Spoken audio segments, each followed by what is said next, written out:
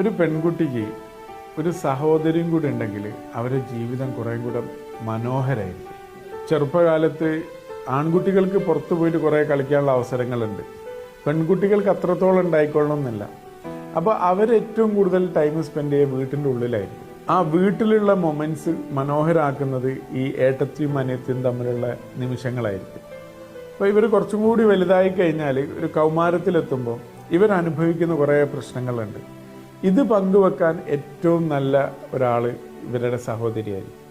ഇനി വിവാഹ ജീവിതത്തിലേക്ക് വന്നു കഴിഞ്ഞാൽ ഭർത്താവിൻ്റെ വീട്ടിൽ അല്ലെങ്കിൽ വീട്ടുകാരായിട്ട് എന്തെങ്കിലും സൗന്ദര്യപ്പിണക്കങ്ങളൊക്കെ ഉണ്ടെങ്കിൽ ഇത് പങ്കുവെക്കാനും ഏറ്റവും നന്നാവുക സഹോദരിയായിരിക്കും.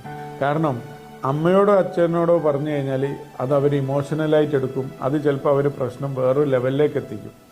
സഹോദരിയോട് പറയുമ്പം അത് അവർക്ക് കുറച്ചും കൂടി മനസ്സിലാക്കാനും പറ്റും, നല്ല സപ്പോർട്ട് കൊടുക്കാനും പറ്റും.